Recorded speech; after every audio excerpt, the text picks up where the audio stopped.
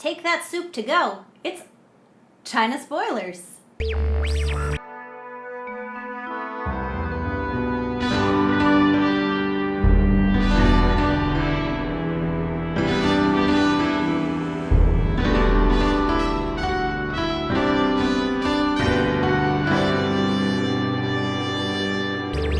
Good time of day. It's China Spoilers, the weekly-ish podcast about what it's like to work on a something. We're making a mini-series while we live in China. That's what we're doing. I am your host, Emily, and with me as always is Peter. And this week we're going to talk about something called story breaking, which is what it sounds, making up a story and figuring out where it goes. We are coming to you live from lovely whoopwu studios here in Luzhou, Sichuan, China. It's a nice sunny afternoon. I've been away for a little bit, so that's why I forget how this goes. But I do know what comes next is How's Your Uncle? So I just came back from a trip to America. As I predicted in our previous episode, the episode where I announced that I'm going to America still isn't up yet, so that's neither here nor there for scheduling for you. Just know that I've traveled the world. There and back again. There and back again. Yeah, it's a long flight, and the jet lag is horrible. I'm still a little loopy a couple days after landing back in China, but it was a good trip. I saw all my family, or many people from my family. I have a big family. The basil plant didn't die. Peter kept watering it like I asked him to. Peter did not come with me to America. Pointed out right at the bottom now. It's over here. Yeah. Hello. That's basil. I've been pulling leaves from it, so now we have a nice collection of leaves in the refrigerator to use. Maybe I'll make a pesto and tell you all about that. I did lose my Rubik's Cube somewhere in my mom's house, but I can buy a new one. My current speed... Which we haven't even gotten to that video yet. We haven't even gotten to that. But my current speed is 1 minute and 20 seconds I can solve it in. That was my personal fastest, which is fast for me. Not fast compared to people who really do it, but I don't care. People who are personally fast. Yeah, I am not fast. But yeah, I don't know. That's how I am.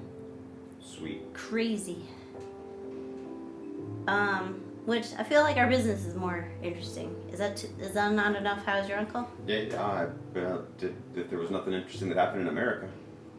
I don't know. I already told you about it. That's the problem. I already told Peter all my stories. I have no stories for the podcast. America's America. It's nice, sunny. Was it weird? Was it? I mean, yeah, it's weird. It's weird that now, because 8 years in China, like, that's what's familiar to me. But then, like, when I go home to New York, that's where I grew up. So all that is also familiar to me. And so I have, like, two spots competing for the home variable. But yeah, I don't know. It was weird in ways you can't really... Yeah, it's just like experientially weird. Because we keep in touch with the news, and a lot of the news is based out of New York news. Yeah, I guess that's where, like, seeing how So the we news have reflected reality was. Yeah, we have like a weird magnification of what's going on and what we think is going on and what we're told on Turns out Facebook is going on. Everybody is angry and has a gun. That's true. Yeah. From a distance, that's kind of easy to look at and like a cartoon light that... Yeah. That, like, boy, isn't that funny? Like, it looks like everyone has a gun. Oh, do they really, though? Yeah. I mean, this is not the centerpiece of my trip, but it was, like, there were 2 major shootings while I was there. Yeah. Which is which is funny that, like, because also we have Hong Kong going on here, that my parents are going like, boy, is Emily okay? Did she make it through? And I'm like, yeah, I didn't even go near there. Yeah, you just had shootings over there. Are you guys okay? Yeah. There's bad news all over the globe. But, I mean, on a personal level, everybody asks me, like, what do they think of us over there? And that, like, the average person, I don't think, cares about tariffs. And they definitely don't blame me for them. So, like, everybody here in China is nice to me. That's what I told people who asked. And, like, I don't know. I don't read the Chinese news because I don't read Chinese, but also because, you know, it's heavily edited. As so as to be useless almost. But, like... What we do know is... I have a job and I can afford groceries, so that's how the tariff has affected me. The only way the tariff has affected me is that when I try to mail clothing, it gets rejected and sent back. Which, on that note, so ages and ages ago, we started the underwear update. We have another final underwear update after hearing on every podcast that we listen to a commercial for MeUndies. We finally ordered some MeUndies, which got sent to China and then rejected. So then I had them send it to New York while I was there, and then we got our MeUndies. And they are, like, incredibly soft. They really do feel like you're not wearing underwear. So you heard it now, MeUndies. Start sending. Yeah.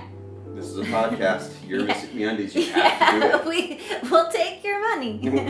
We took it all the way to China to start advertising. Yeah. And Rocio, the customer service lady who helped me, was very helpful.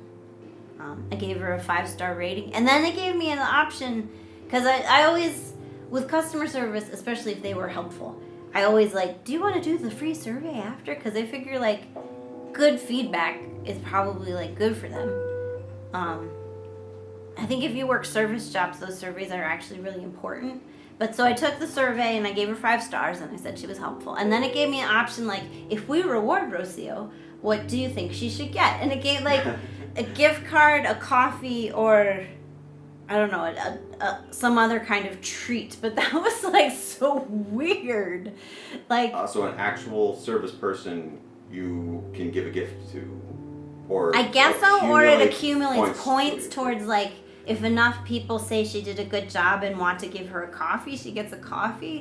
Which then, like, the guilty part of me is like, well, is she close to getting one? And if I pick the wrong one, does she still not get the thing? Like, she's 1 point away from a coffee, but I picked a cake. But I don't know. Because I was listening to a podcast, I don't even remember what it was the other day, that somebody was saying that, like, if the podcaster himself was saying that, like, if you want to support, or if you just want to, like, help buy a coffee for me, like, I wonder if he was referring to some kind of program with... Yeah, I guess. I mean, from what I gather... I thought that was just kind of like a cute little arbitrary thing, but maybe there's but a whole I think, system like, that the Uberification of service in America has, like, made everybody that episode of Black Mirror where, like, you give each other ratings all the time. And I don't know if maybe Uber does that too, of, like, give them a coffee. But then so it is like we're all little hamsters pushing buttons for treats or something. I don't know. That made this depressing too. Or hopeful. If or somebody's hopeful. sending us underwear and coffees. But I don't want that power. I just want her employers to pay her a living salary, and I'll pay a fair price for their goods, and their well-being shouldn't be on me. Whether she gets caffeinated. That's too much pressure. I have feelings about capitalism since being in America, I guess. You have Black Mirrored yourself out. Yeah. But so that's how your uncle is. Paranoid and twitchy. Let's go on to business. Let's go.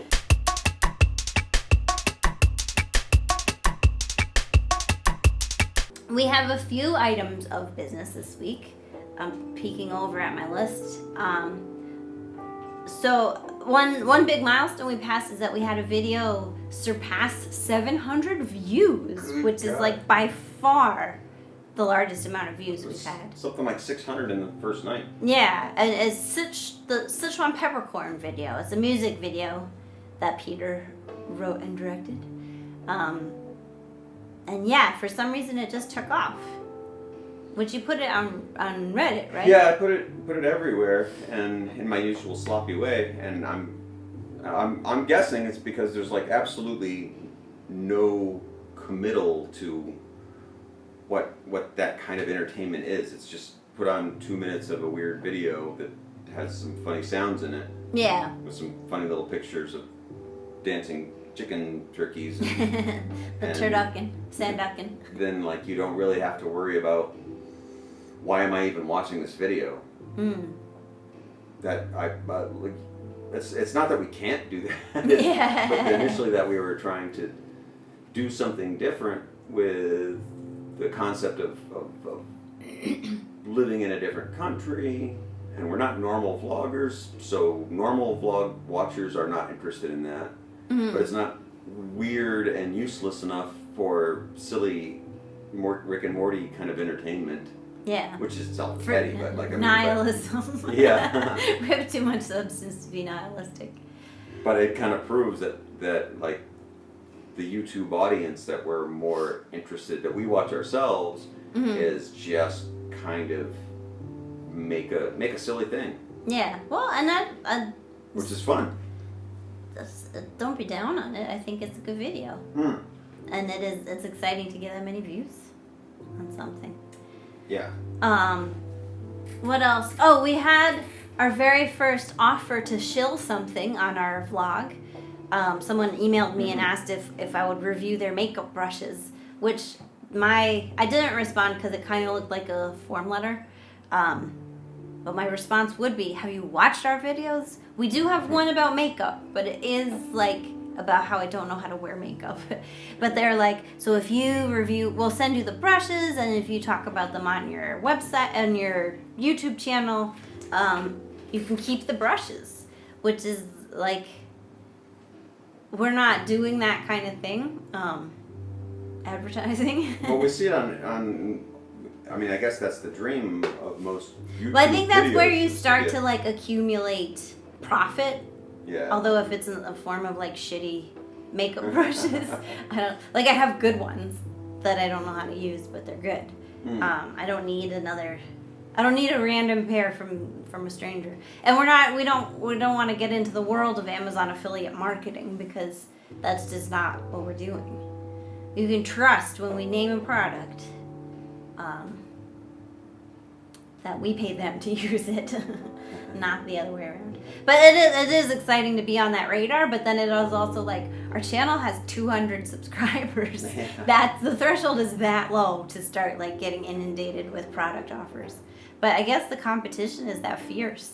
Well, I would imagine that the company itself is probably something, either it's so huge that it doesn't matter that it can just throw out product to anywhere, or it's about as big as we are, like two people going like, I bought like 6,000 brushes from like some company that I've never even heard of in China, and I gotta get rid of these things. Yeah. So. Well, and as we're kind of learning to figure out how to promote our own YouTube videos, like a key part of marketing is just visibility everywhere.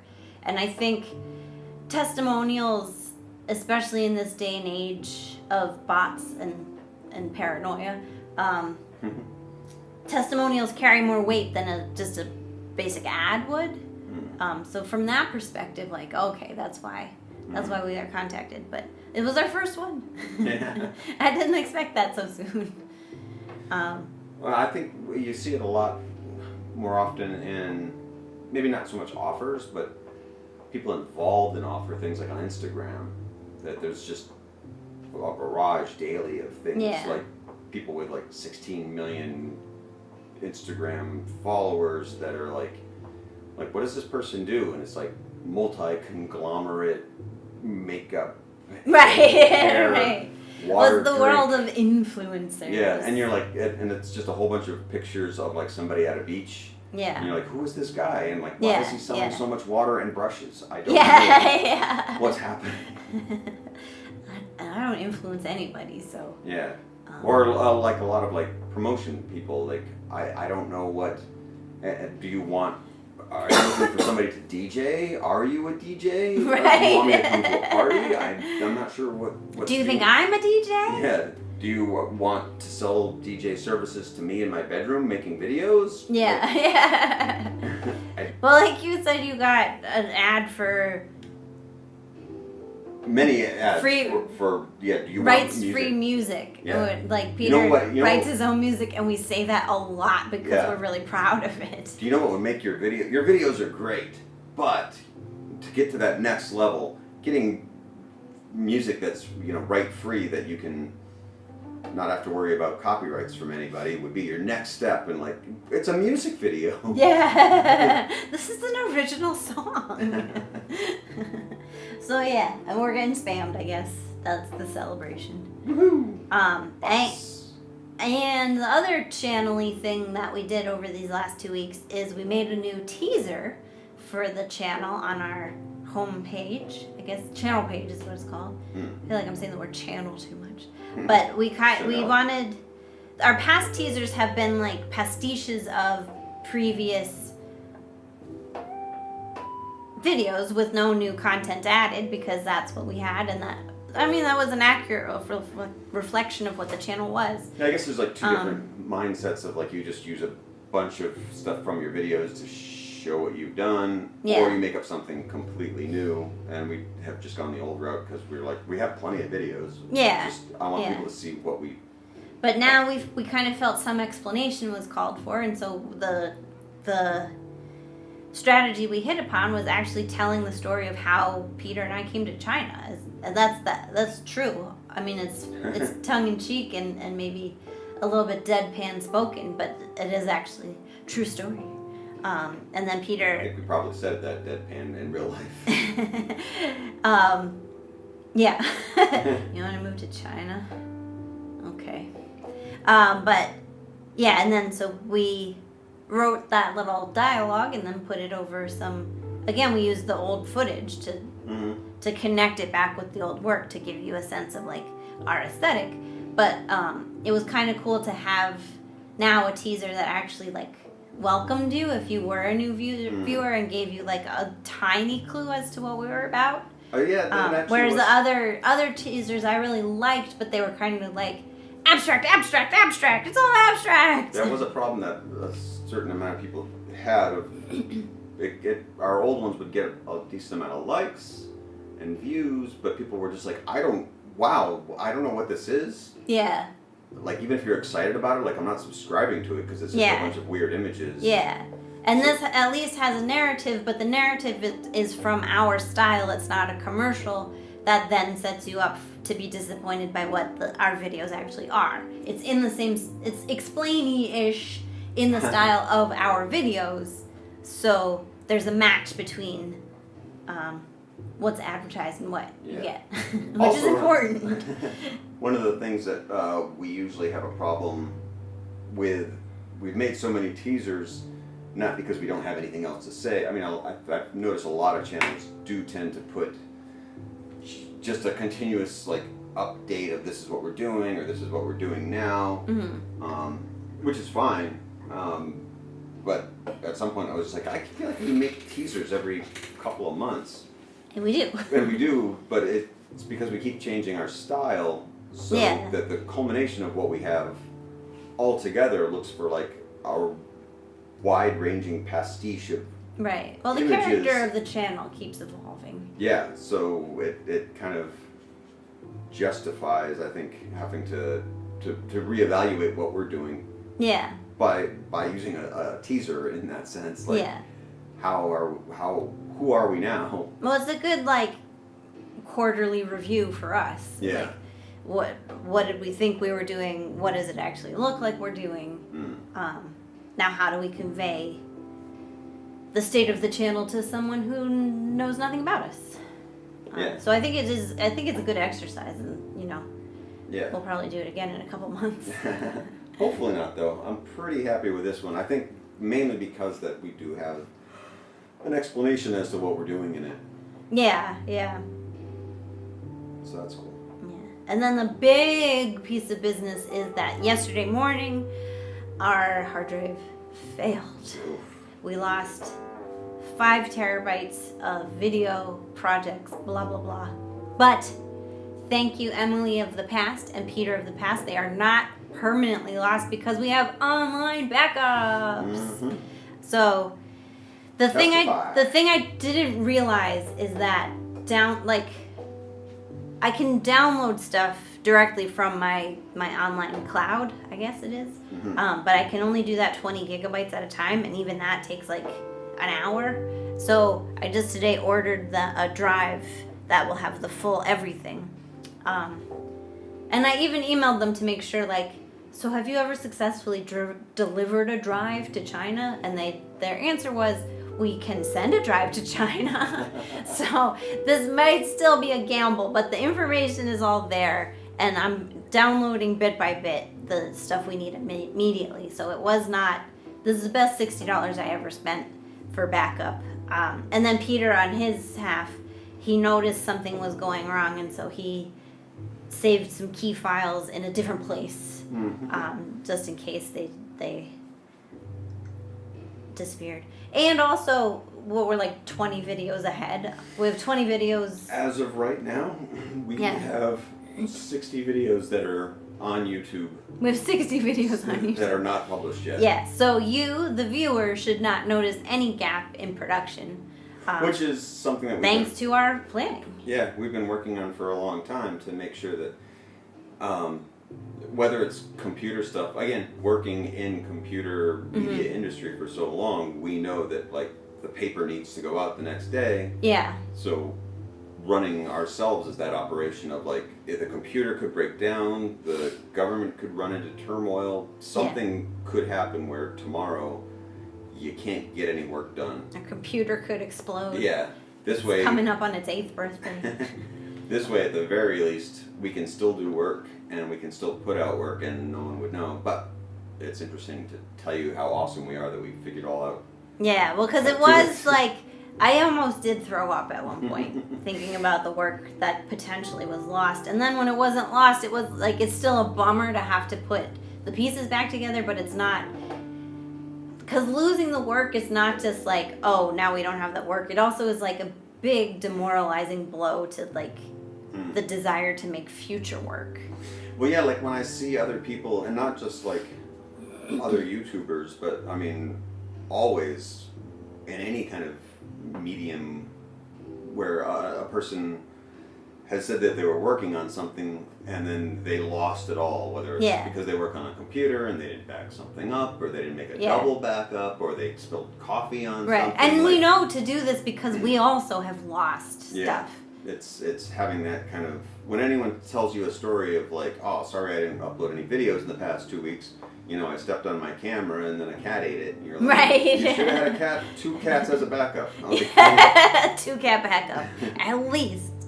And it does, like, when you're setting it up, it does always seem excessive. Like, why do I need a physical backup and then a cloud backup and then an offsite backup? But, like, it's insurance. You do, because digital media is not as stable as we pretend that it is. I was just thinking about this when I was home in America, listening to people talk on cell phones and how much people, like, here, I don't talk on the phone that much. But I had maybe been attributing it to, like, maybe China doesn't have as robust a network. But China might have a more robust network because there's a lot of, like, hey, I can't hear you. Call me back. And, like, I remember 20 years ago. Oh, my goodness, I'm so old. 15 years ago. Oh, that's resisting cell phones because... Like, why would I pay so much more money for a phone that's crappier than my house phone? And now, like, no one has a house phone, but the phone is still as crappy. Or you held on to your iPad, your brick. I don't even know what you call them anymore. Oh, your iBrick.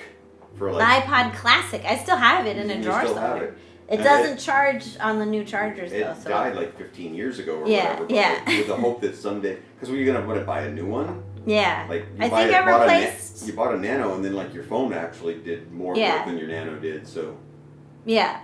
And so, that was frustrating to think of, like, phones have not gotten better. I remember... And they don't have to, because everyone just buys them anyway. Yeah. I remember when going from analog recording for music, and it took long enough to figure out like how do tapes work, physically wind tapes and make them move in a machine, to what we're using right now with this music that I just wrote seconds before we started recording. That the digital world in between there, 8-track recorders, the beginning of digital recording was so confusing. Things just didn't patch into where they were supposed to go. Like, I probably spent like a good 10 years of not working on anything because it was so hard. Like, I bought the stuff and was like, this is crap. Like, I'm not going to buy anything more until they fix their shit, because I can't. Now it's just a matter of like, hey, I got all these instruments, what do I plug it into? That one right there? Okay, good, let's record an album, and you're gone. Well, yes, in some ways, in many ways, in a lot of ways, digital has made life easier. But the fact that phones are so terrible still is like...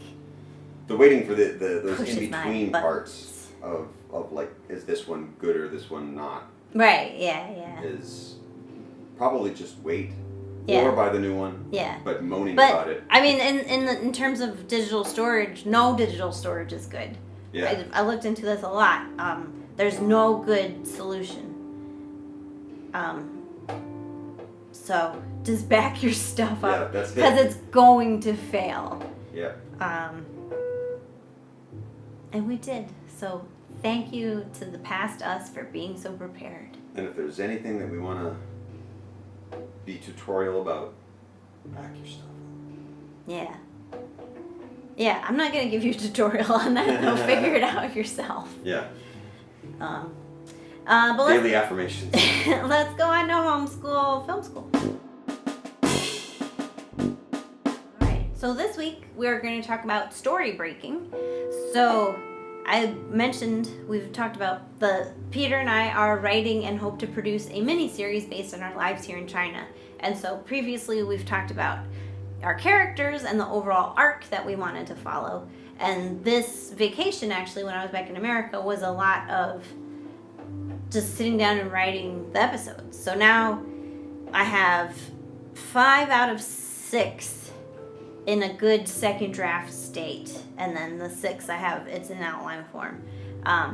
But it is a big job to go from the big ideas down to like, in this scene, who's there and what are they doing and what needs to happen. And so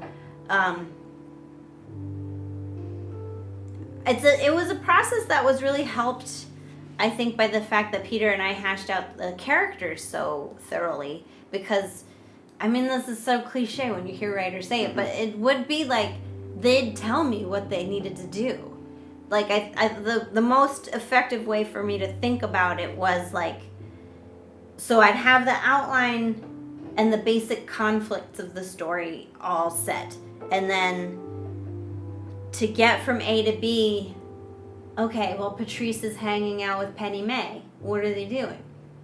Oh, well, they're doing this. And then so, okay, I need them to get interrupted. Who interrupts them? Oh, this character interrupts them. And it is like, it's writing, I guess, seems mystical, or art seems mystical, because it's not like, determination is not what makes the art come out, you know? I wonder how much, like, because people, especially these days when you have like these big, like, Star Wars, Gone with the Wind, Game of Thrones, world building is a term that people use a lot. Yeah. And how much of it really is like you're just building your Dungeons and Dragons castles and kingdoms next to each other. But how much, when writers talk about world building, are the characters are world building? Like it feels like when people talk, like, again with Game of Thrones or Star Wars, to me, like, right, you were talking about what kind of ships they drive, what kind of planet they live on, yeah, what kind of government they're ruled by, or something like that. Which I always find like the most boring parts of those. Like, oh great, you figured out how an alien economy would work. Right. And please stop telling me about it. And then when you deal with the characters, like, you get like a second of something like a character, like we all love Han Solo or whatever, but I mean, not even knowing anything about the new movie, but it apparently falls flat on the character people most wanted to see a story about, because it's young Solo and there's no character other than like Harrison Ford. Smells like a Wookiee or whatever joke that he has. Like, that's about all that the character has. The world is great. I mean, show me new characters. That seems more interesting. Again, I haven't watched those movies either, or I've tried to and they weren't interesting, but having a big world for those characters to live in seems to be part of a world building. And once you have like the characters and you know where they have to go to get a thing done. Yeah. Like, how much do you feel are Well, I think, to me, I mean, we already start, China is a real place, and we're starting with things that happen to us, but what's a good driver for me is, like, how does the character relate to the world? And, there's broad stuff, like, Patrice has a sense of adventure, but she's also, like, a little shy, and so she pushes herself beyond her comfort zone. And that's, like, that's good for starting out, but then, like, that doesn't tell me necessarily, like, where she would go or how she'd get into a situation versus, like, she really likes helping people and, like, is eager for people's approval, so sometimes she gets into situations where she's doing something she doesn't really want to do because someone has asked her and she feels unable to say no. And then that's a scene, you know? Then I just have to pick who's asking her to do what and where are they doing it. Or, like... How important to you is that, like, without getting too much into the story, of where that scene happened and who is the whatever kind of character that is bouncing off from her? Like, is it more important that it happens downtown, or is it more important to you who wanders into that scene and says, like, hey, main character, have you tried this? Right, that's a good question. I think there's a little bit of both, because we do, part of the goal of our project is to showcase China and what it's like to live in China. And so there are some scenes that are driven by, like, I want them to be hanging out in this tea shop where we can show these kinds of, and then, like, let me give you somewhat concrete. This is hard to talk about without, like, giving away what we're saying. But so we have this character Vincent, who's an amalgamation of a couple of our friends, to be completely honest. It doesn't have to even be specific to the story or to our life, but, like, in general, of, like, human beings of. Well, let me set this up. So Vincent, we had decided, like, we wanted him to be this kind of old China hand. He's a foreigner, but he's been in China a long time. He has a Chinese wife and kind of is settled into business, and he's kind of like the mayor of the expats in this town. Okay. And then Peter and I had talked about it, that, like, maybe he has his favorite noodle shop that's, like, his office, where, like, characters come in and out, and we see him just, like, presiding and holding court was the phrase that we used. And then when it came time to write that scene, I wanted him there at times that weren't meal times, and people don't hang out in noodle shops when it's not lunchtime or dinner time. Yeah. So I changed it to a tea house.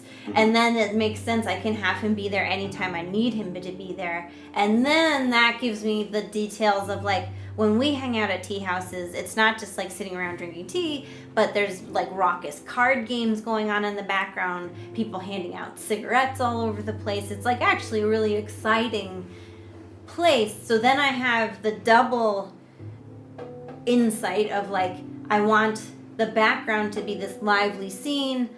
Oh my goodness. One of these background characters is going to come interact with them, and that's how we can show, like, Vincent just knows everybody there. And, like, the ideas, like, build on each other like that. And knowing a place is really helpful, like, to know that that's how the rhythm of business and a tea house in particular, and at a time of day in this city. Yeah, and that the interaction is going to be, he's going to offer everyone cigarettes, and how they respond to that offer is, like, a good character moment for each person at the table. And then this is the part where, like, I'm just writing it all down. I'm writing all of that down. I'm coming out with like 60-page episodes, whereas we're probably aiming for 30-page episodes. So some of it is going to have to come out or get moved around or condensed anyway. But it is like putting it all there is helpful to have that clay. And then this is the next step, so I'm not quite on it, but I can see that the next step is going to be sorting through all these good details, because I'm writing down like every funny thing that's ever happened to us is getting into the script somehow. To then pare it down to what of this serves the story. Like if it's funny to see so-and-so waffle while they're accepting a cigarette, but it doesn't do anything for the story. And in fact, sometimes those moments like drive the story somewhere else that I don't want it to go, then I have to cut it. Yeah, there are like definitely like little details that are interesting, but like at this point, like something like a little detail like a cigarette offer is just par for the course in China, in business, and in friendship. And I think those are the details that are going to make our series ring true to someone. Right, but how do you do that without it actually just being like exposition of like, we know how business works, that like, we're showing you, hey, like you could close up on the cigarette of like, this is how business is done, as opposed to like, it's just something that happens in the background. Right. How much do you write that into the story, and how much is that something that's just the director has put happening? Right. Like how much does that cigarette weigh in the story? Well, I think that's the beauty of it being a visual medium and not a novel, is that for stuff like that, if we decide the exchange of cigarettes is actually the central thesis of our plot, then we can add tons of dialogue to that scene, add close-ups, like you said, to make that handoff like so important. Or if we decide it's just like a funny background detail, pull the camera away and like the stage directions will specify so and so hand so and so a cigarette again, but in terms of like then like the director won't get a close-up of that or whatever. And some of this is, I have the benefit or the curse of that we are going to direct it ourselves, because there is in Hollywood, but we're not aiming for Hollywood, we're aiming for Wood. Indie success. But in Hollywood there is conventions of like what the screenwriter can put in the script and what's really the director's purview of decision making. And a lot of stuff like close-ups and specific shots, it's seen as overstepping if the screenwriter writes that in. Yeah. And actually to that end, I am writing in background action, because that's part of what the story is, what we see. Anything that I want to be represented, I feel like that's fair for me to write it. But I'm staying pretty far away from any kind of shot direction or any kind of scene by scene, you know. Well, adding the... Because if it's written well, if you are our director, you should be able to tell what I think is important and then like plan your shots to emphasize that. Yeah, and being able to like, if you're adding in the coloring of a scene, that doesn't necessarily mean like that has to be anything else other than a note to me. Like, I would suppose that a writer would put that stuff in to be like, well, make sure that the tea house is pink because whatever my character's if there's significance to the pink. Right. Yeah. But if a director can say like, no, I got you. It's going to be pink, and we don't need a character to go like, hey, look, it's amazing this place is pink because it's my favorite color. Right. Like, if you could, don't write dialogue like that. If the director can be like, we've already established before that this character loves pink. Yeah. And so they are excited just by, I'll get that character's eyes. And whatever that it is to Right, you'll have a director and you'll have actors too who can like don't have to verbalize every thought and emotion because they can convey that in other ways. Yeah. And again, I think it's seen as stepping on toes for the screenwriter to put too many of those emotion directions in. Yeah. Except where it might change the meaning of what's happening if the actor doesn't realize like, well, this is supposed to be sarcastic. Right. But like that's you're taking away their choice if you're like, and then he says it in a high whisper that. Right. Like, That sounds Kevin Sorbo direction. Right. Disappointed. Yeah. But yeah, so that's really interesting of like how much it takes to go from like, we had a pretty specific idea of like these characters have lived in China for a while and they're a little bit jaded, and then this thing happens that jars them out of their comfort zone, and then while they're picking up the pieces, we meet these friends who do this.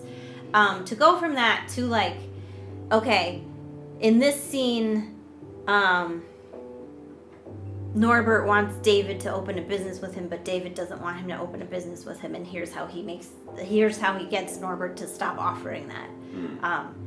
And it made me realize, like, I know this already, but it made me like realize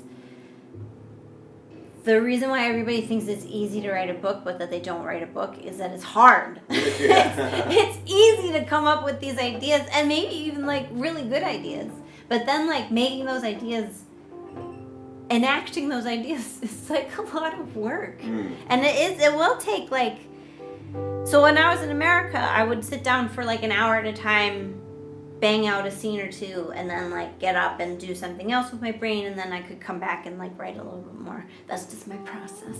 But I did remember I wrote a scene that even as I was writing it, I was like, I know I want the goal to end up over here, but it's really taking me over here. And I even called Peter after that. I was like, I think I wrote something, but I think it's not right. And then I went out for a run, and then I came back and I was like, delete, delete, delete, delete, delete, delete, delete. Because it was like, there were funny jokes in there, but it didn't actually it didn't move the action forward. So if that's the big thing I learned, I think, from this process is like, it has to be essential to either telling you something about the character, establishing the world, or the most important is moving the action to the place that you need it to go, because we're going for a style that is not quite sitcom. Like we as we've termed it before, bespoke comedian character comedy. And there are like some formalistic things we want to do that because we're indie, we can do them. But meandering dialogue that goes nowhere isn't right. You know? Like it has to... we have some freedoms, but we still have to tell a story.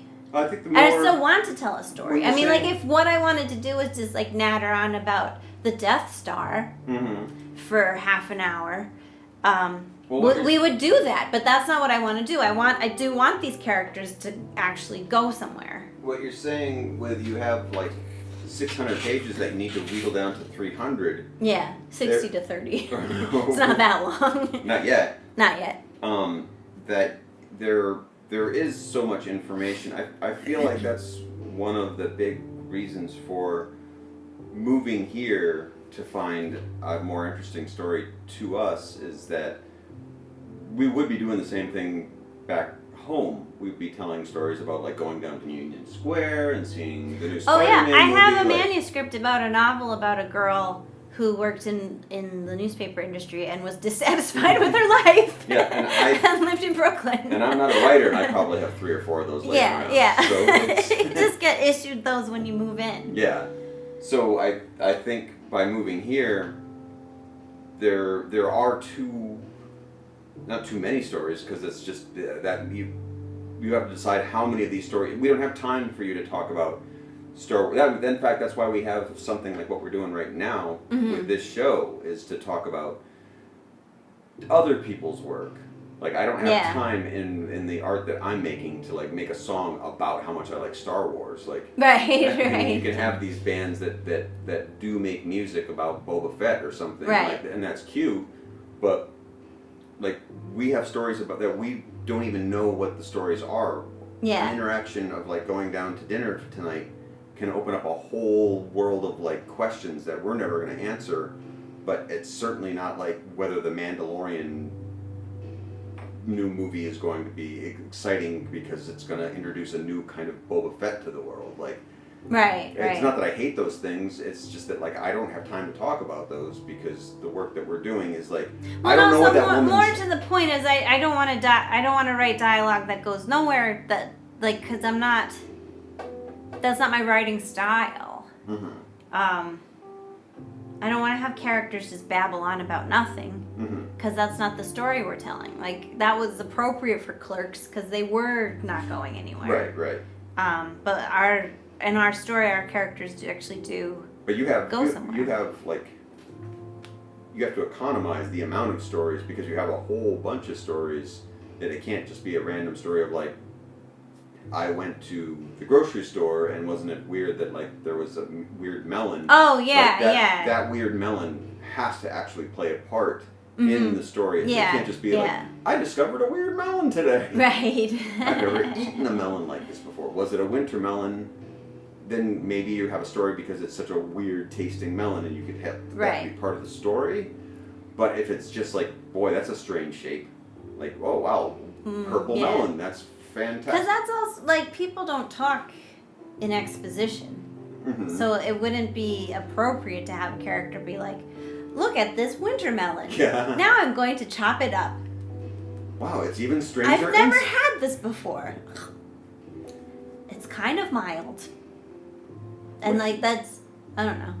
That's like maybe that could go in something. Actually, they do kind of talk like that when they're doing vlogging videos of like, I'm tasting weird Chinese foods. Right, which is like part of what's a little bit off-putting about vlogging. Yeah. Well, and I think because you and I have talked a lot about like what we are doing, right, and to go from making a thing that we called a vlog to this that we're calling a podcast, but actually is a lot of talking about our lives. So it maybe is also the most vlog we've ever done. Yeah. But that it's you and I like having a discussion versus me narrating an event that happened to me, I think is like, it's more interesting to do. Well, it's certainly, as like, because I want things to film and I'm asking you like, well, what are stories that you have? So it's going to be a vlog. So like, what happened to you today on the way to school? And you're like, I don't want to talk about it. It's kind of boring. I don't really want to. And I'm like, well, just do it and I'll film it. I don't care. But it wasn't quite that antagonistic. You're right. But that feeling of it comes across on camera that like you're not actually that interested in telling the story, at least in this kind of format. It's not naturalistic. Right, and we're not going to script it in a way that we're going to reenact it because that just seems silly. Yeah. But yeah, that we actually talk way more about what's happening in our lives. Because even when you on the podcast, but that's easier to do. Even when you were blogging and in your comfortable form of writing and storytelling and reporting that you've been doing for years professionally, even in blogging, you're telling more stories. Right now, we're telling more stories about our life, particularly in China, than you did even in the blog. Yeah. So it does have a more natural sense of like, yeah, we're vlogging out the butt right now, having a podcast. I would say the other significant story thing about the miniseries that we're writing is that we did start from a place of like, the story we were going to tell. Originally, we thought Peter and I were going to act it out, film it ourselves, and put it just on YouTube. The story we were going to tell was that 2 expats live in China, one of them's a teacher, and they make a YouTube channel, and then like they have some success on YouTube, and here's how they deal with that. And so it was like directly from our lives. And then, as you might guess, that didn't come out that interesting because like we don't want them to be more, we don't want our fictional selves to be more successful than us. But if they are as successful as us or less successful than us, like, well, that's not really anything. Yeah.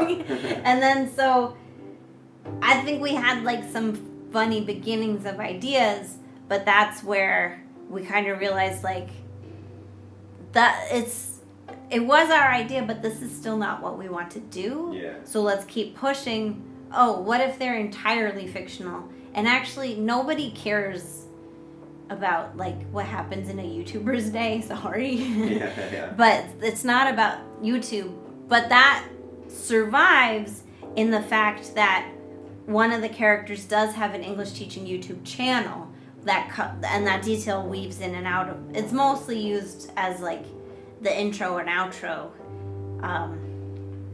kind of character building bits. But so what was once something fairly major to the story is now just like a character detail, which I think I found interesting. So like what I've written now is vastly different from. I did write out full scripts for Peter and Emily, our YouTube stars, and they're completely different, but there is part of the ghost of the original idea that lives on in that way the new version. What you've done is like you've created more of a vlog by what we were doing as a vlog as it progressed. Yeah. By going back and showing how that progressed to what it is. It's like a meta vlog sort of effort in like what we didn't want to do was vlog, but we were trying to vlog. Right. So what we're telling you is that we didn't like vlogging, and by making up a completely different story with different characters doing that. Yeah. Which I would imagine. We still didn't want them to vlog. We didn't want them to. They didn't want to vlog. Well, and that was the thing. Like when we got to the end of like pure vlogging last fall, we started expanding out into season 2, which was more conceptual. The thing that I was really desiring was to not write in the first person for one person anymore. And so like it totally, in retrospect, seems like a pretty even path to where we are now of like, I wanted to write fiction for more than one person. Yeah. So that's, well, why not? Let's do that. So that's what we're doing. Well, even in the beginning when we first got here and we thought, well, what would we do? We want to work with film, but we were like, what do we make documentaries? And we talked about like, well, what we make documentaries about, and you had mentioned that like, well, I'd like to actually work in film and write characters. Yeah. I'm like, wow, that seems really hard to do. We're like, what, are we going to find a bunch of actors here in China? Turns out. Yeah. Maybe not in Luzhou, but maybe even in Luzhou. Yeah. As we get further and further to actually what we do want to do, it turns out that's... And I think by way of traveling through, like, well, okay, so let's just make some film. We'll do what everyone else is doing. We're doing vlogs, and we're just filming ourselves, talking about our day. Yeah.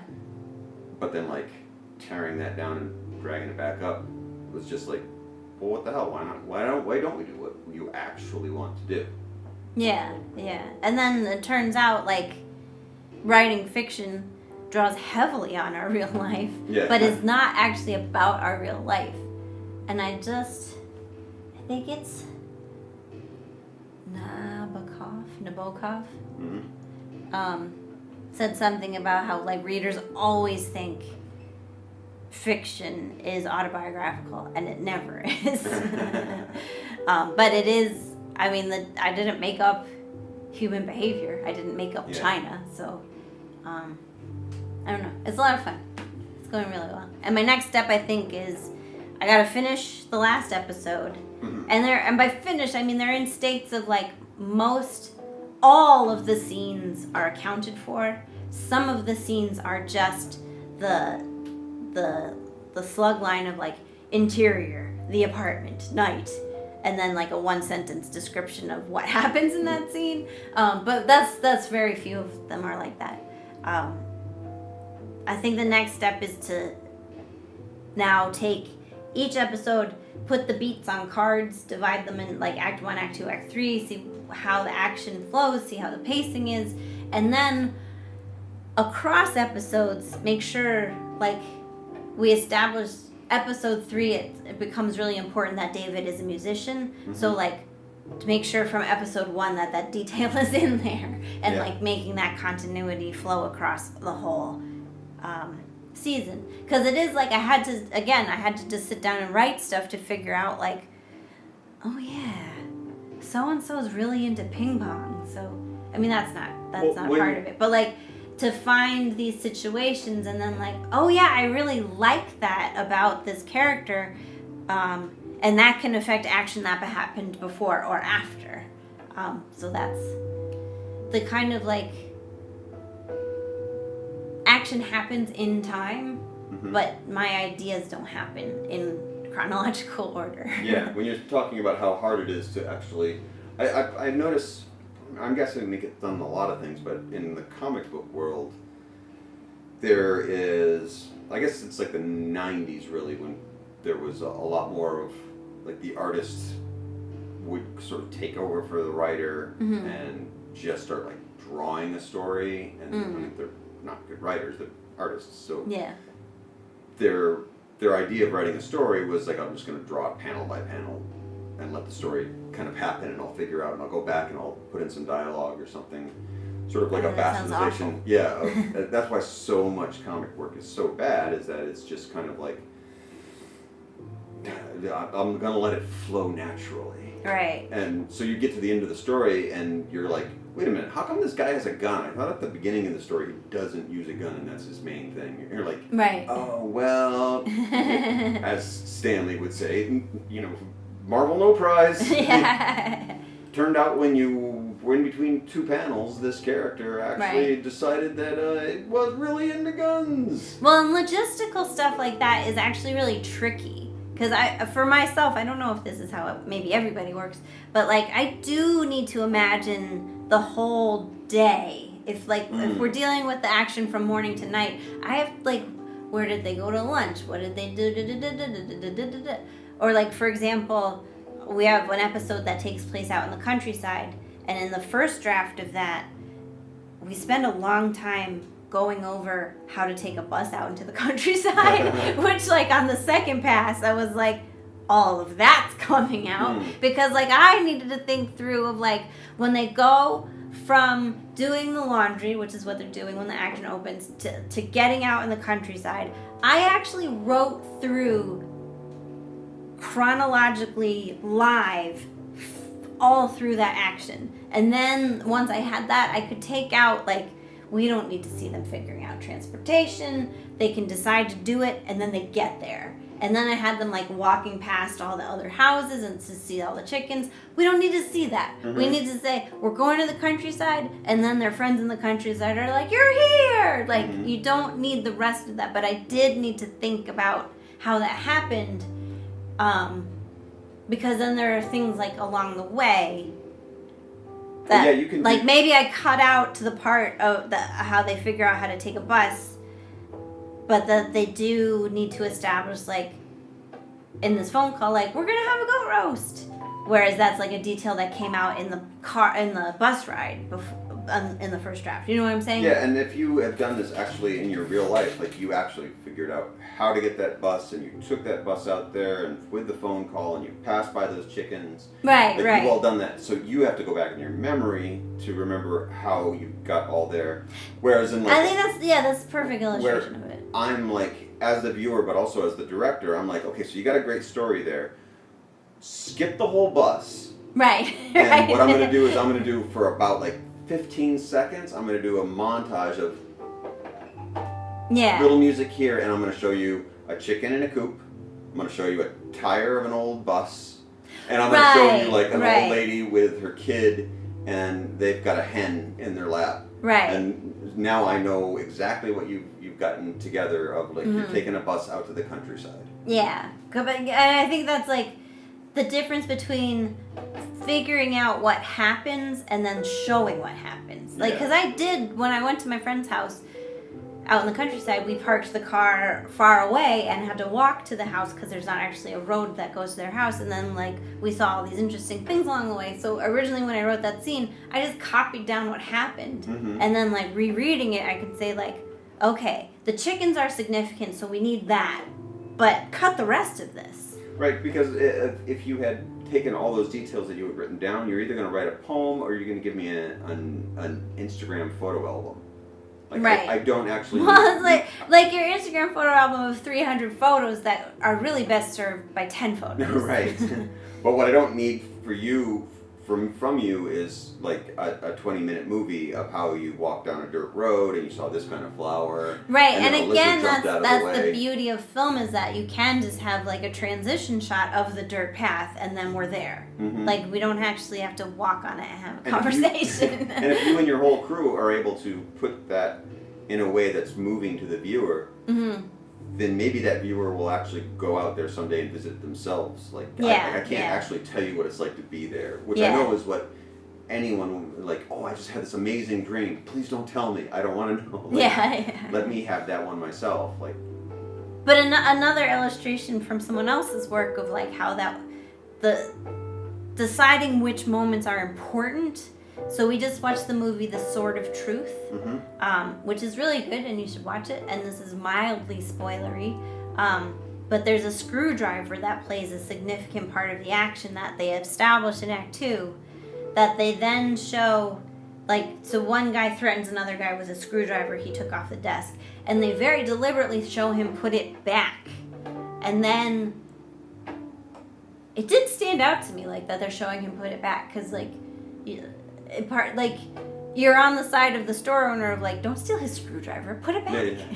yeah. And then it comes up later that he has the same pair get into an altercation somewhere else, and he takes the screwdriver, and then Mark Maron is like, is that my screwdriver? And I'm thinking, they showed him put it back before. This is a different screwdriver.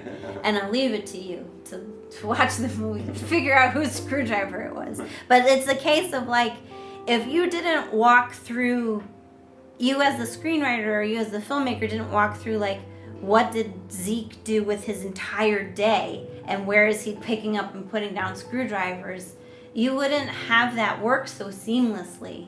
But you don't need to have every detail of Zeke and a screwdriver. And since this is spoilers, to actually give furthermore with that movie of that character in particular, is it wasn't just through the day of how Zeke ended up with that and what he did with that screwdriver. Yeah. It's his whole life, because when they go back later on and Mark Maron's like, oh, wait, you're that kid. I know your mom and dad. Your dad was this way and your mom was this way.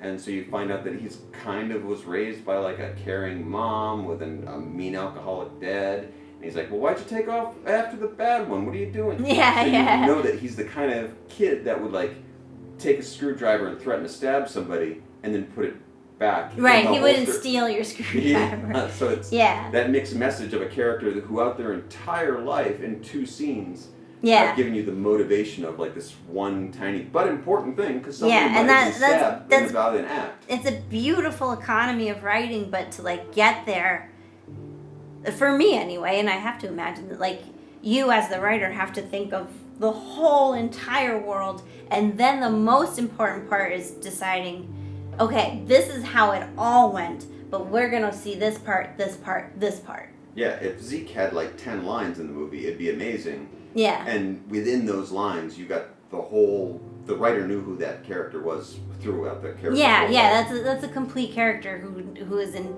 5 minutes of the movie. Yeah. So I'm hoping to do that. And it's just a lot of work, but it's fun because it's all like using your imagination. And then like I will go out for runs, because that's, again, I'm saying again a lot, but this is not just me as a writer. I think it's common for a lot of writers to do physical activity, and specifically running. I will go out for a run and have ideas, and then like some of them made me laugh while I was running, and so I was like, no, that's gold. And, like, surprising my own self and then making myself laugh meant it goes in the script. But let's go on to commentary. Commentary. We have 4 videos that we put up since we last talked about putting up videos. One is the music video for 𝗵𝘂𝗶𝗴, which was another one that did very well. Was that in our EP? Yes. We have an EP on Bandcamp that you can go. Yeah, we haven't actually talked about that, have we? Oh, I guess we haven't, so let's talk about that. So we have all of our original music up on SoundCloud where you can listen for free. But we also have started a Bandcamp page where you can buy high quality downloads of our music. And the first EP is up now, has 5 songs? I think 5 now, yeah. 5 songs, including this one, 𝗵𝘂𝗶𝗴. Yeah. And just to talk about Bandcamp for a second, is one of the things that we've been, we don't have enough viewers or anything to really worry about, like, do we start a Patreon? Do we open up one of those tiny press make t-shirt coffee Cafe mug, press, cafe press things Yeah. like, because everyone does that. How do we monetize? Yeah, how do we monetize that? I mean, we're certainly not big enough where, I mean, even if a makeup company is coming to us for some kind of a head kind of thing. Oh, yeah. But it's funny how that stuff happens early enough where, like, yeah, you know, 20 people watched your video from last night. What am I supposed to do with that? I'm going to ask people for money for that? Yeah. But that's what everyone does. And, I mean, we have logos, we can make t-shirts and stuff like that, but that seems kind of silly.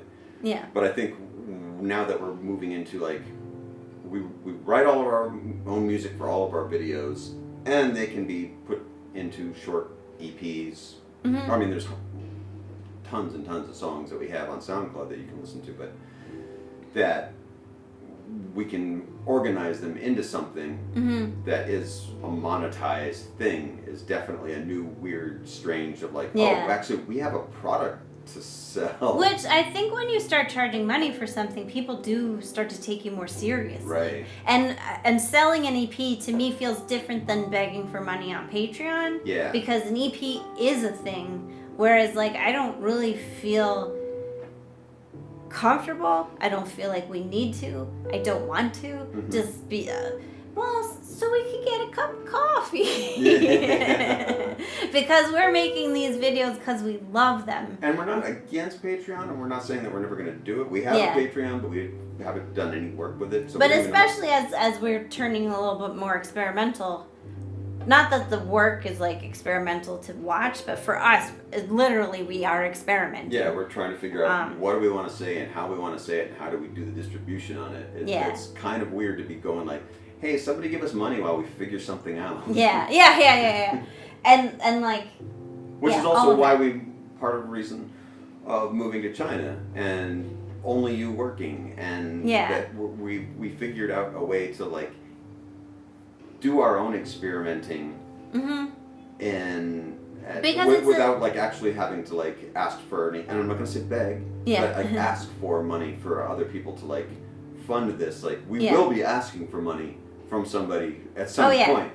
But in these early stages. But it's also like fundraising for a mini-series that we've written feels different to me than like, hey, subscribe to our Patreon and we make videos whenever we feel like it about whatever we feel like doing. That's not a project to bankroll. That's just like a tip jar. Tonight we might go to Hot Pot and we might make a video and we might bring it home and upload it for you to watch, and maybe you might enjoy that and give us a couple of dollars. Yeah. That's a weird thing for like, and like it takes work to do. But gutsy salute to people who make their living that way. But philosophically, it's like, I don't live to eat, I eat to live. No, I live to eat, I don't eat to live. We make this because we set up a life where we can do this because that's what we want to do. Right. As I've said now several times to different people in my life, I figured out like no one's going to pay me to do what I want with my life.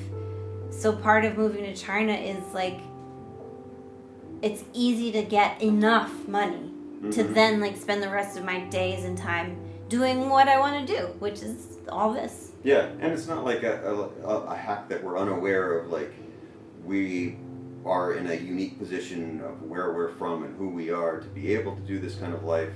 Oh yeah, it's totally lucky. Yeah, but that choice of doing it makes for, well, we're going to foot the bill until we actually figure out the other thing, I guess, is that you have, if I'm just going to film us at dinner and ask if you want to give us money for watching us eat dinner, like, I actually spend a lot of time working on music that I'm really proud of, that I would rather you give me money for that. That's a product. That's a product. I feel totally comfortable with that. So as we move into, again, back to Bandcamp is that next movement of like, oh, we're actually like making a thing now. We may have hundreds of videos on YouTube and we haven't asked for any money for that.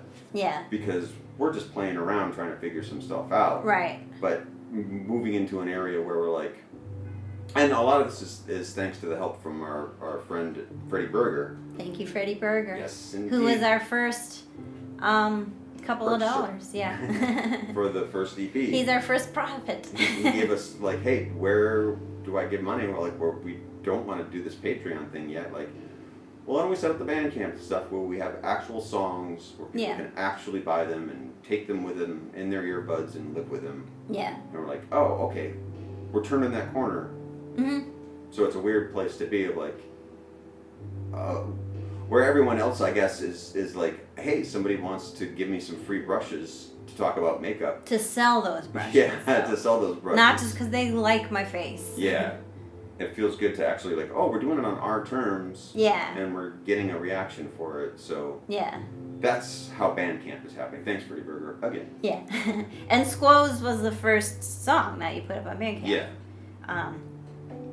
So yeah. Not the first song we made, but the first song to actually go to Bandcamp. Yeah. Yeah, so that was exciting. It's exciting. It's an exciting new direction. And the video itself is just extended footage of little Squoze. Tons of little babies. Oh, right. Tons and tons and tons of babies in a quick, nauseating barrage of... That's right. I do watch our videos, I promise you. And then we have Left Alone in China, which is true fact. Peter was left behind while I went to America. But the behind-the-scenes skinny on that was that he wrote half of it before I left. And then you said you filmed it actually in reverse order so you could go from disheveled looking to cleaned up. Yeah. Which I thought was a fun detail. Well, it kind of goes with what we're making up a story that... Is it a vlog or is it what, completely... Does a writer actually write from real life? Mm-hmm. And what about it is part of the show? Well, that you can write from real life, but have it not be autobiographical. Yeah. Like, I knew I'm going to be alone on the other side of the planet for 2 weeks. Here's the story that, I know what's going to happen. I'm going to sit here and I'm going to work the entire time. Mm-hmm. If I make that funnier of like, the quintessential joke that we all know is somebody's left alone by themselves in an apartment with all their toys that they're going to go crazy. Yeah. So writing that as a story and then, filming it backwards so that, because I don't want to sit the entire time I don't want to actually go crazy. I'm writing a story here. I don't want to 2 weeks in be like a woolly mammoth going, yeah, because there is something to self-presentation externally reflecting internal. Right. It's your state of mind. And we're doing that with the other characters that we're creating in monologues and stuff now. So we're taking these real life stories and we're twisting them enough into different characters that will make it interesting to watch. But it's weird because in the YouTube world and are we a vlog? Are we a real vlog? Are we a satire of a vlog? How do you define that? Is lined up next to other people that are doing vlogs, so it does look like, oh my god, is he really going crazy? Yeah. And this was all planned in with a lot of safety nets and well, and if you are savvy about how film works, someone edited that video. Yeah. So this man is probably okay. Right, yeah, it took a lot of work. There is not actual snuff film on YouTube anyway. Yeah. So, this is a construct. So and just in that as a little thing that I did myself, but what we're trying to do, and as a whole with the channel of are we a vlog, or are we making stuff up? It's fun to play with those blurry lines of what is our story, right? How much of it is real, or how much of it is a construct that we're drawing from. Well, and I think, for it to be a successful video, the audience has to know that at least part of it is fake. Right. Because it's not 911. Yeah, it's not funny to laugh at someone really having a breakdown. Yeah. But since this breakdown is obviously false, you can laugh at it and it's funny. Mm-hmm.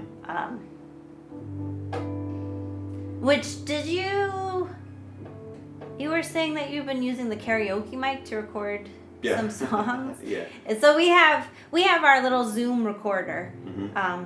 which is right here, but you can't see it, so I don't know what I'm gesturing at. But that's what we do most of our general recording on. But then for music, to kind of the Zoom in this room,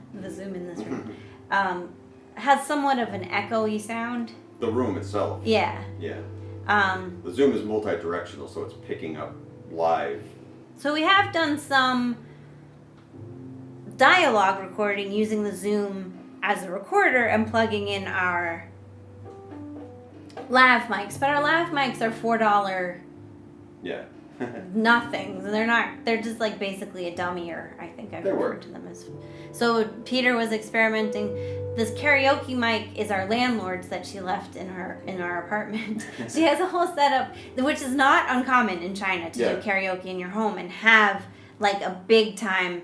The TV plays the videos, and you have a PA system with microphones.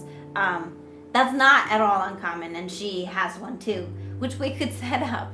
But instead, we just use the mics for recording some singing, I guess, right? Is that Yeah, well, that's what I had to use for some new stuff. Well, for what we're going to talk about in a minute, and some stuff that hasn't come out. We need to buy a new microphone, is what we found out. Yeah. We can't use the household microphone that was probably bought for like 2 yuan. And the Zoom is like a good workhorse, but it's, as we get more specified about what we're doing, it's not great for music, it's not great for singing. But it was made for as more for field recording. Really, Yeah. So that you're going to get the ambiance of the entire situation that's in the room, and you can do other things with it too, or you can plug straight into it or whatever. But like, it's basically made for doing what we're doing right now, which itself isn't even the greatest sound we get. And that's what we're doing, is we're picking up the echo of the whole room. It's a tiny little concrete room. Well, ideally, we'd either have two and set one up in front of you and one up in front of me, or we'd have a sound guy mounted on a boom pole and put it over our heads as we're talking. Yeah. But we don't have either of those things yet. But that's the next equipment goal, is a better, more specific microphone. Yeah. But the microphone came into play in Peppercorn. Yes. Which is another music video. That was Peter's thing. So take it away. Well, it essentially is just the song is about, once again, returning to 𝗖𝗵cie, which is... Peppercorn is not about that. Peppercorn is just Peppercorn. That's another song. Yeah, 𝗖𝗵's not up yet. Yeah. Coming soon. Crap. Peppercorn's about peppercorn. Yeah. Yeah, I guess. It's an ode to Peppercorn, and this is the video that got 700 something views. Right. So we kind of already talked about it, but I like it. I really like it. It was a nice surprise, because Peter and I, before I left, we talked about what projects you were working on, and then you were also like, "I'm going to do some music too," and I love it. I love your music. So that was a good, fun surprise for me. For us, talking about the Bandcamp stuff, it was like, we do have tons of music that we put in all of our videos, and it's all our own music. And that was, like many things, that from the beginning was something that we were going to focus on. And I mean, I've spent, my college years and past in bands and touring and things so it's not making pop-ish music, is songwriting was my main thing. So getting back and using that into what we're doing now was inevitable. And this was like, well, I'm here by myself. Why don't I've got the time to deal with that kind of thing. And making a music video, because it's not a whole big concept of we're not telling a story. It's images. It's a music video. So let's start playing with that, and we're gonna play with that a lot more from now on too. Yeah, which there's still some degree of writing involved in a music video. Oh well, yeah. Whether it's just sketching out the concept of using chopsticks to pick up silly things. Right, but it's not a narrative of us. Or I mean, it could be. We're not right November Rain here. But yeah, that's the instigator for what's gonna be happening more and more often is Yeah.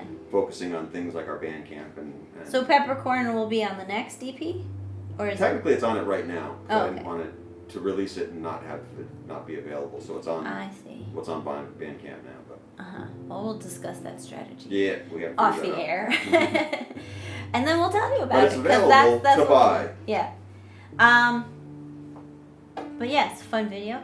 And then the last video to talk about is the Beijing bikini, which Peter and I wrote together, and then it features Peter's cranky old expat character.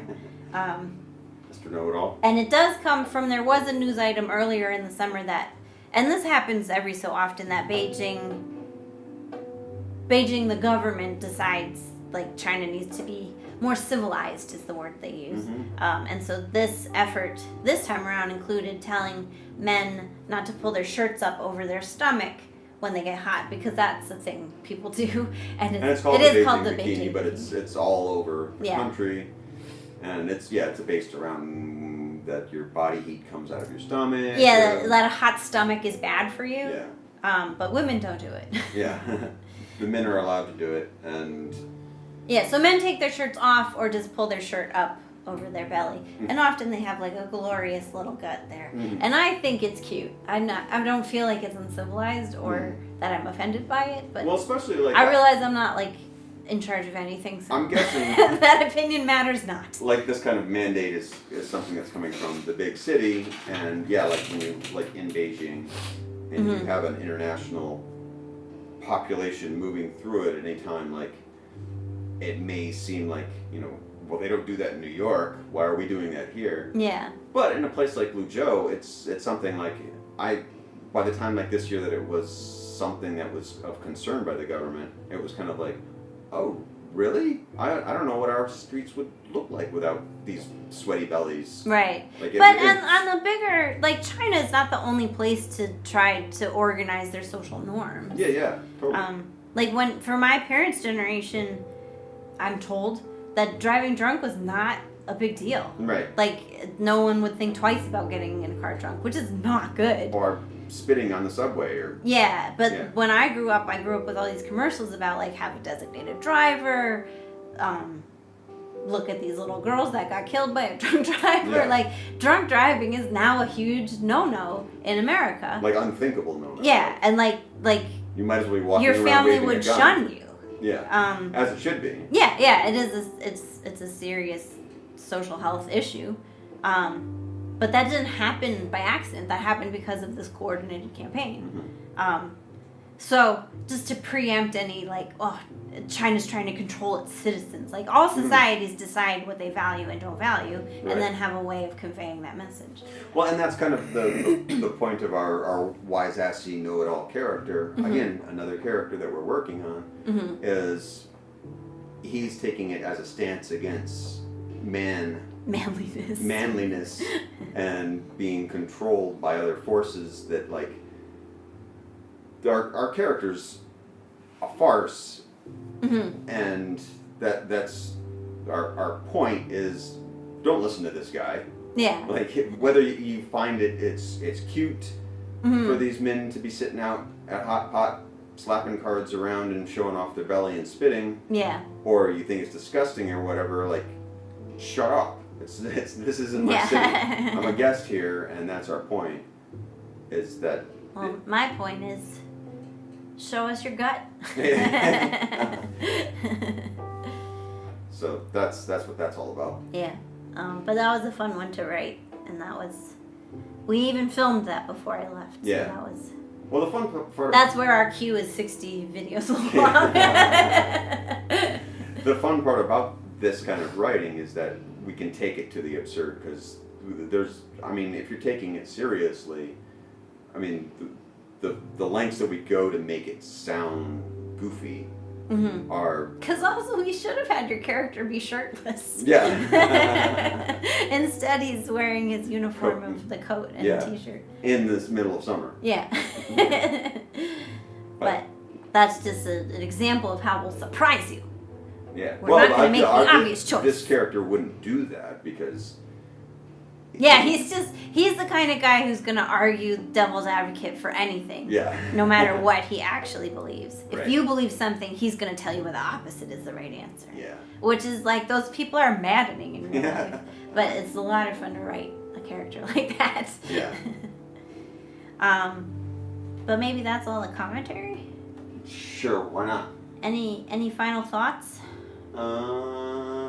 Um, But let's have some noodles. To you.